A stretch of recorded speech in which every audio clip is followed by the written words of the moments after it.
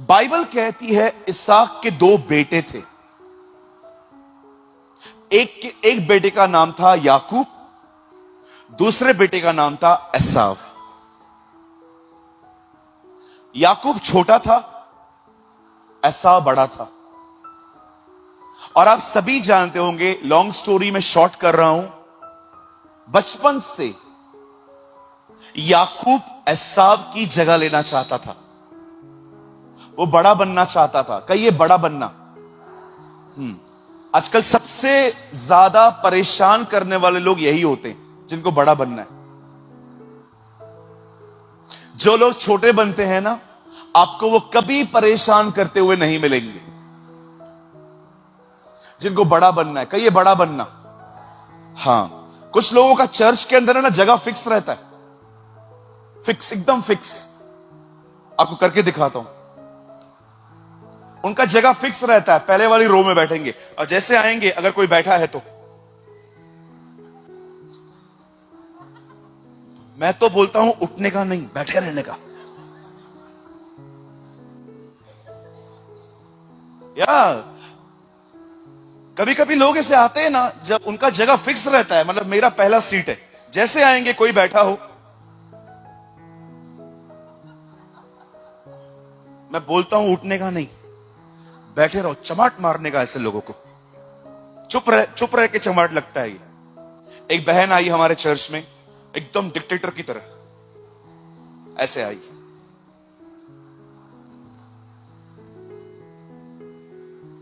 और हमारे लोग भी इतने सयाने, सब देखकर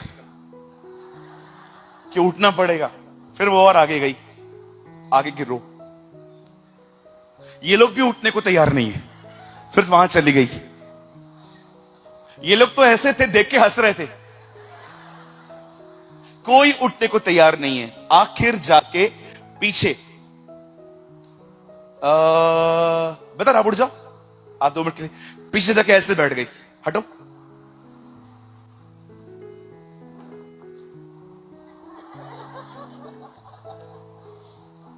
ऐसे मुंह फुला के। मीटिंग पूरी हुई, मैं वहां पर खड़ा था, वो आई, पास्टर मुझे आपसे कुछ बात करनी है। मैंने कहा बोलो दीदी। आपके चर्च में मेन लोगों के लिए अलग जगह नहीं है क्या? मैंने कहा दीदी हमारे चर्च में मेन लोग जल्दी आते हैं।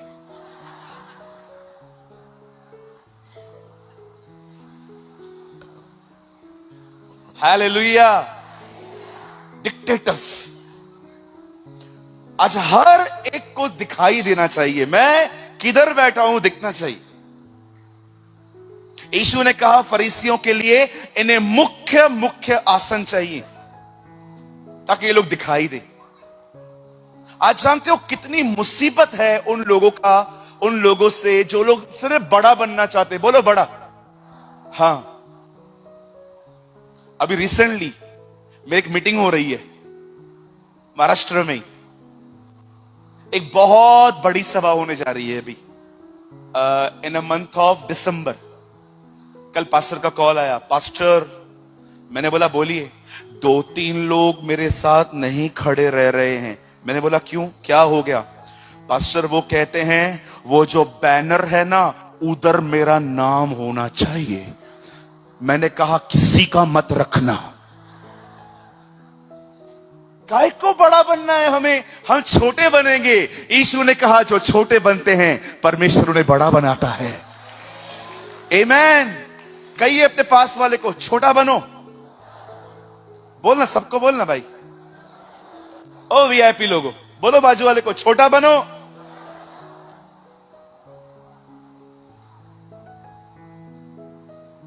मुझे सेक्रेटरी बनाओ, मेरे को डायरेक्टर बनाओ, मेरे को पास्टर बनाओ, मेरे को ये बनाओ, मेरे को चेयरमैन बनाओ। चुप।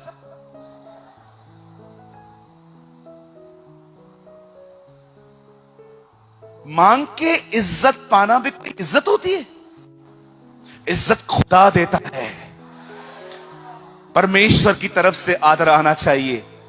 बहुत लोग मांग के आदर करते। अरे मांग के आदर पाना भी कोई आदर होता है? एक नेताजी झाड़ू मार रहे थे रास्ते पे, और उधर से कैमरा वाला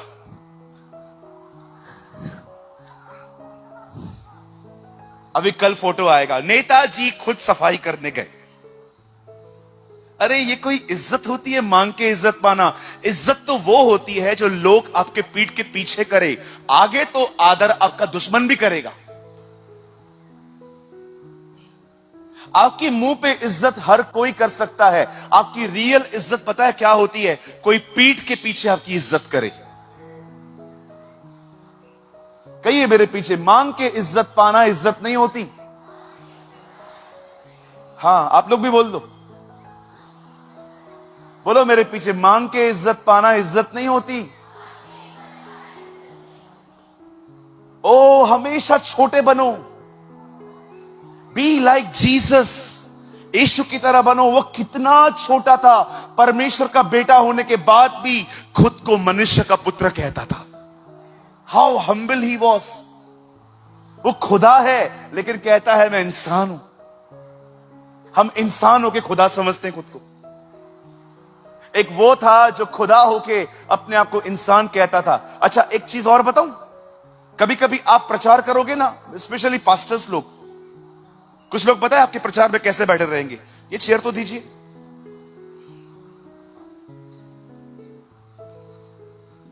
आप प्रचार करेंगे, लोग ऐसे बैठे, प्रचार कर रहे हो आप,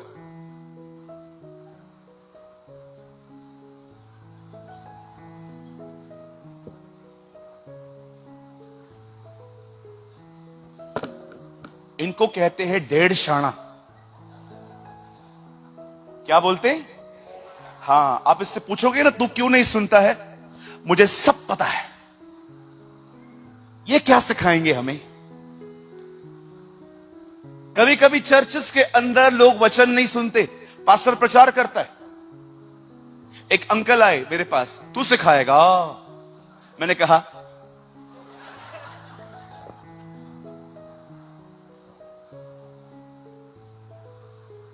आप हमेशा याद रखिएगा, मैं अपने बुजुर्गों का बहुत आदर करता हूं, पर मैं आपको एक सच बात कहना चाहता हूं। कभी कभी 60 साल के लोग अंदर से बच्चे होते हैं, पर कभी कभी 35 साल के जवान अंदर से आत्मिक पिता भी होते हैं। बिलीव मी, मैं फिर से कहता हूं, I respect my elders, but आप किसी को तुच्छ नहीं समझ सकते ये जानकर कि ये यंग है, ये क्या सिखाएगा। आप याद रखिएगा, जवानों मैं आपको खुश करना चाहता हूं।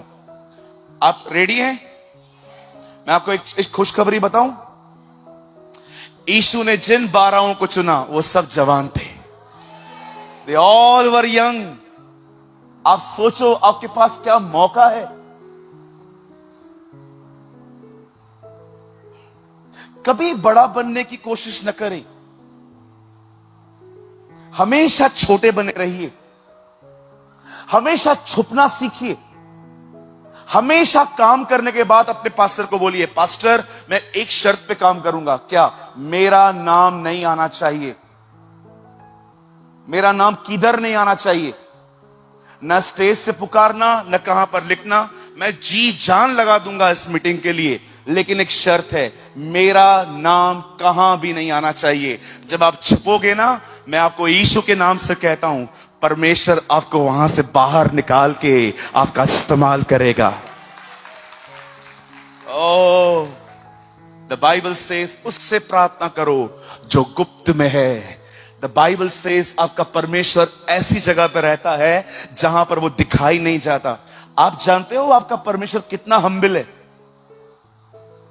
कितने लोग इस बात को जानते हैं? जो दुनिया चला रहा है वो छुपा हुआ बैठा है। What a humble God is he। वो कितना नम्र है, जो दुनिया चला रहा है उसे डिसाइड किया है वो किसी को नहीं दिखेगा। क्या आप ऐसे हैं?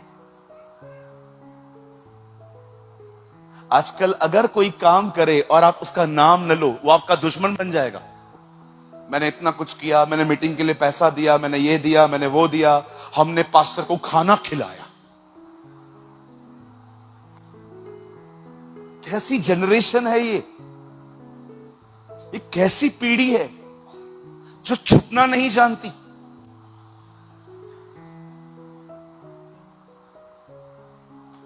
द बाइबल सेज जो अपने आप को छोटा बनाएगा, परमेश्वर ऐसे लोगों को उठाता है।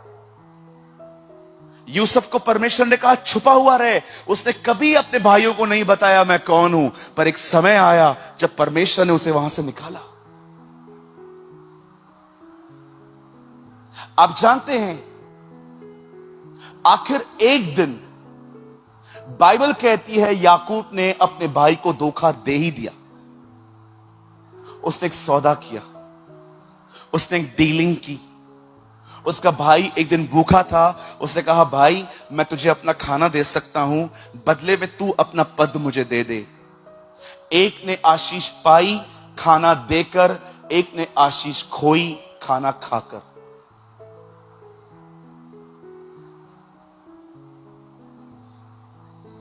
आखिर वो वहां से उसकी पूरी आशीषें लेके अपने मामा लबान के पास भाग गया, अंकल के पास।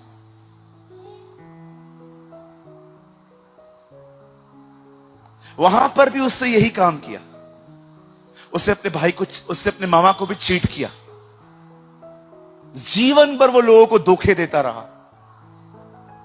पहले भाई को बेवकूफ बनाया, अब उसने अपने डैडी को बेवकूफ बनाया ये बोल के कि मैं एसाव हूं, जबकि वो याकूब था।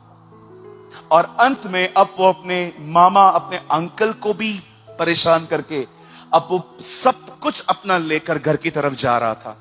जब वो वापस आ रहा था, अब बड़े ध्यान से सुनिएगा, जब वो वापस आ रहा था उसे पता चलता है उसका भाई 400 लोगों को लेकर उससे मिलने आ रहा है। 400 पीपल, कहिए 400, ऐसे करिए 400।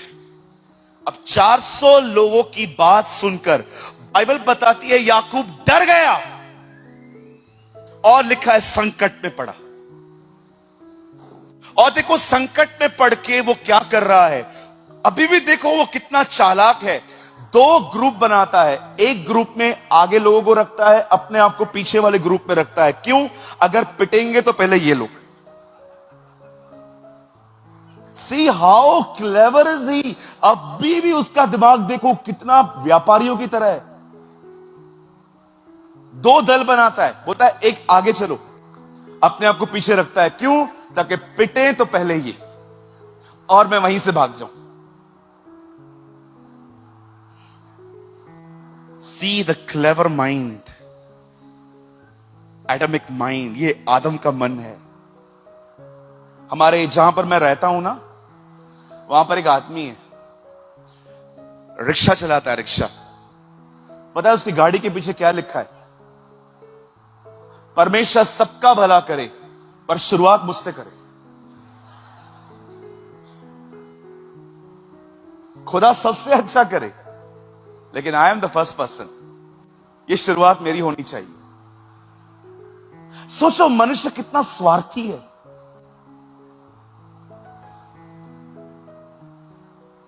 कुछ लड़के होते हैं, उन्हें पता भी है मैं इस लड़की से शादी नहीं करूंगा, फिर भी उसके साथ घूमते,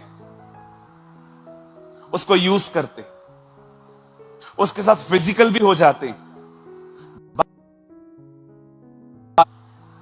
कितना आसानी से आप निकल जाते हो, पर आपको पता है वो बेटी कितने साल तक रोएगी। हम बहुत स्वार्थी हैं, अपनी शारीरिक अभिलाषाओं को पूरा करने के लिए लोगों के साथ गेम्स खेलते हैं। एक सच बताऊं मैं आपको, जिनके साथ हमारा काम फंसा हुआ रहता है ना, उनसे हम बहुत प्यार से चलते हैं, पर जिनमें काम नहीं रहता ना, उनके साथ बड़े हार्ड होते हैं।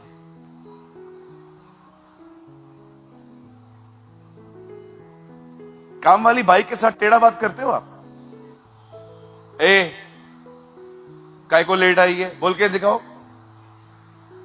नहीं बोल पाएंगे। क्यों? क्योंकि अगर आज ऐसे बात की तो कल भी नहीं आएगी, और कल भी नहीं आएगी तो काम वाली भाई मैं हो जाऊंगी। कुछ बहनें काम वाली भाई के साथ, क्यों? क्योंकि तुम्हारे काम जो फंसे हुए हैं। लेकिन यहीं पर कोई और आए, हां क्या तो जिसके साथ हमारा काम फंसा हुआ रहे उससे हम इतना प्रेम से बात करते हैं। आप गवर्नमेंट ऑफिस में जाते हो कैसे बात करते हो, लेकिन प्राइवेट में कैसे बात करते हो? जब आप किसी प्राइवेट में जाते हो जाके बैठ जाते हो आराम से, और कोई आता है पानी चाहिए, आप ऐसे बैठते हो, हाँ ले आ जा ले आ। लेकिन गवर्नमेंट जॉब में जब गवर्नमेंट के ऑफिस में जाते हो, ओ साहिब,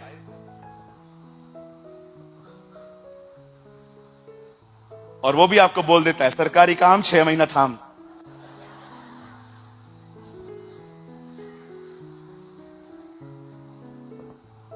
राइट है ना? सही बोल रहा हूं ना?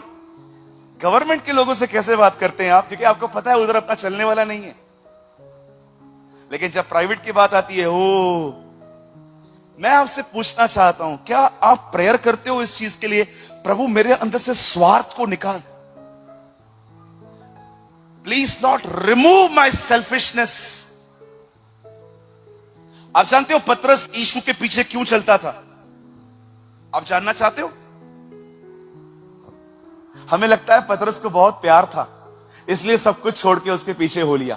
एक दिन एक धनवान आया यीशु के सामने और कहता है, प्रभु अनंत जीवन पाने के लिए मैं क्या करूं? यीशु ने कहा अपना सब कुछ दे। लिखा है वो चला गया। उसके बाद यीशु ने कहा, धनवान का स्वर्ग के राज्य में आना कठिन है। ये सब पतरस सुन रहा था।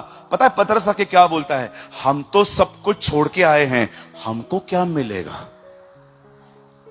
वो तो नहीं छोड़ रहा है ना, हम तो छोड़ आए हैं, हमको क्या मिलेगा? आज बहुत सारे लोग जानते हो चर्च में क्यों आते हैं? हमको क्या मिलेगा,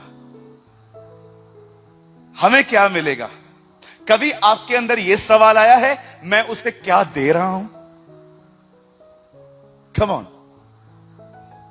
मैं आप बहनों से पूछना चाहता हूं, क्या आपने, अगर आपको पता है कि आप गलत तरीके से कपड़े पहनते हैं, क्या आपने उसको यह दिया है? मैं आप भाइयों से पूछना चाहता हूं, आपने खुदा को क्या दिया है? क्रिश्चियनिटी सिर्फ मांगना नहीं है, क्रिश्चियनिटी परमेश्वर को देना है। आज बहुत से लोग एक ही चीज बस, हमारे चर्च में एक बच्चा है, मैंने उससे पूछा, बेटा कोई वचन तो बता। हाँ अंकल बताऊं? हाँ बता। मांगो तो तुम्हें दिया जाएगा। कोई और? तुम मुझ में बने रहो और मैं तुम में बना रहूं, तो जो चाहो मांगो तुम्हारे लिए हो जाएगा। और कुछ तुम्हें मिलता नहीं क्योंकि तुम मांगते नहीं। मैंने कहा तेरी मां ने सब मांगने वाले वचन सिखाए तुझे? कुछ बच्चों को उनकी मदर्स ने एक ही वचन सिखाया है, बेटा बोलो मांगो। जो कोई मेरे पीछे आए और अपना क्रूस उठाए, ये हमारे लिए थोड़ी है, ये तो पास्टर्स के लिए है ना। ये सारे वचन पास्टरों के लिए। आपके लिए क्या है? मांगो तो तुम्हें दिया जाएगा। हम लोग चूजी हैं, चूजी। जो अच्छा लगता है वो ले ले, जो नहीं समझ में आ रहा बाजू वाले को कोनी मार, तेरे लिए बोल रहा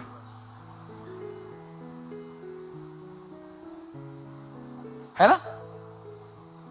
बहनों को इनकरेज करो कि प्रभु तुम्हारे साथ है, तो आमीन आमीन जोर से बोलेंगी, लेकिन यहीं पर कहो कपड़े ठीक से पहनो। अपनी मां को बोलेगी कल मैं नहीं आऊंगी। क्यों नहीं आऊंगी? क्या हुआ? क्या नहीं आऊंगी? क्यों? क्योंकि तुम्हारे पाप पर अटैक हुआ इसलिए। द बाइबल सेज, आप जानते हो इजरायली क्यों बर्बाद हुए? हेलो, आप जानना चाहते हो इजरायली क्यों बर्बाद हुए? आप घर में जाके यिर्मयाह की किताब पढ़िए, वहां लिखा है, हे इजराइल के लोगों, तुम इसीलिए नाश हो गए क्योंकि तुम्हारे याजकों ने तुम्हें शुद्ध और अशुद्ध का भेद नहीं बताया। Read it. जब भी बाइबल कहती है चर्च पीछे गई, उसका मेन रीजन था लीडर खामोश था। परमेश्वर इस्राएली को कहता है, हे यरूशलेम तू खंडर बन गया, हे इस्राएलियों तुम बर्बाद से हो गए। क्यों? क्योंकि तुम्हारे याजकों ने तुम पर तुम्हारा पाप प्रकट नहीं किया। तुम्हारे याजकों ने तुम्हें शुद्ध और अशुद्ध का भेद नहीं बताया। आजकल बहुत से जो लोग हैं ना, वो पता है क्या सुनना चाहते हैं कि जो गलत हो रहा है ना उसको सही कहो। कई लोग मीटिंग के बाद यहां से निकलते हैं, यहां की बात नहीं कर रहा हूं, जैसे यहां से मतलब बहुत सारी जगहों पे जैसे निकलेंगे, बाहर जाएंगे,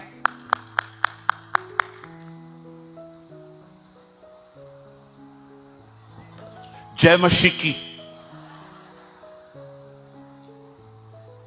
और अगर कुछ कहो मैं चर्च नहीं आऊंगा। क्यों नहीं आएगा भाई? क्या किया मैंने तेरा? आज वो सुनना है सबको, भले मैं कुछ भी करूं, क्या भी करूं, फिर भी बोलो मैं अच्छा हूं। किसी को बोल दो संडे के दिन दुकान बंद करो और कलीसिया में आओ, ऐसा कैसा बंद कर तू? अरे 6 दिन कमा रहा है ना।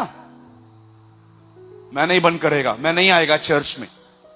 और फिर जब पास्टर देखता है कि ये लोगों को ठेस लग रही है तो पास्टर बोलना बंद कर देता है। अरे परमेश्वर एक दिन हमारा न्याय करेगा। कभी सही को गलत न कहें और न कभी गलत को सही कहें। जो सही है वो सही है, जो गलत है जो गलत है। बाइबल को प्रीच करिए, जिसको जाना है जाने दीजिए। जो लोग रुकेंगे वही प्रभु की कलीसिया है। कहिए अपने पास वाले से, लोगों से मत डरो।